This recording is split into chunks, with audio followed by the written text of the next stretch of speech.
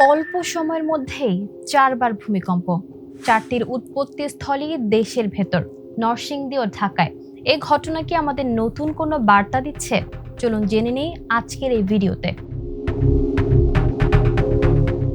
শুক্রবার শুরু হওয়া প্রথম ভূমিকম্পটা ছিল সবচেয়ে শক্তিশালী এবং বাংলাদেশের ইতিহাসে অন্যতম ভয়াবহ একটি দিক।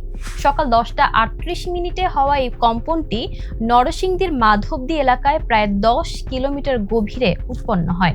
যুক্তরাষ্ট্রের ভূতাত্ত্বিক জরিপ সংস্থা ইউএসজিএস এর হিসাব বলছে এর মাত্রা ছিল রিখটার স্কেলে 5.5। তীব্র ঝাঁকুনিতে দেশের বিভিন্ন স্থানে আতঙ্ক ছড়িয়ে পড়ে এবং অন্তত 10 জনের মৃত্যুর খবর পাওয়া যায়। এই ঘটনার কয়েক ঘন্টা পর থেকে আরও 3বার ভূকম্পন অনুভূত হয়েছে। একই দিন সন্ধ্যায় 1 সেকেন্ডের ব্যবধানে দুটি ছোট ছোট ভূমিকম্প অনুভূত হয়। একটির উৎস নরসিংদীতে এবং অন্যটির উৎস বাড্ডা এলাকায়। ভিশন ব্লেন্ডার সাইক্লোন প্রো সঠিক ওয়াটের শক্তিশালী মোটর ও শার্প কাটিং এজ প্লেটের কারণে মাংস কিংবা অন্যান্য মশলা নিমেষেই হয় মিহি পেশন। Vision blender cyclone pro. বাড্ডার কম্পনের মাত্রা ছিল 3.7 এবং নরসিংদীর মাত্রা ছিল 4.3।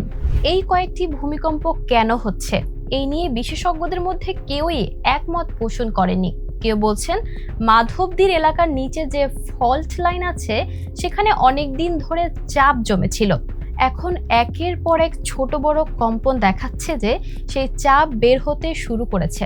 তাদের মতে এটা বড় কোনো ভূমিকম্পের ইঙ্গিত হতে পারে। আবার আরেক দল বিশেষজ্ঞ এটি ভিন্নভাবে দেখছেন। তাদের যুক্তি হলো প্রথম বড় ধাক্কার পরের কম্পনগুলো প্রতিবারই একটু কম শক্তির। এই ধীরে কমে আসার মাত্রা নাকি যে উৎস ওই উৎসের বড় কম্পন হওয়ার তেমন কোনো ঝুঁকি নেই। আবার অন্য কিছু বিশেষজ্ঞ পুরো বিষয়টাকে টেকটনিক প্লেটের নড়াচড়ার সঙ্গে যুক্ত করেছেন। তাদের মতে ভারতীয় প্লেট আর বার্মিজ প্লেটের চাপ বদলানোর ফলেই নরসিংদীর অঞ্চলে এই কম্পনগুলো হচ্ছে। তবে এটাও সবার কাছে গ্রহণযোগ্য ব্যাখ্যা নয়, সুতরাং এখানেও মতভেদ আছে।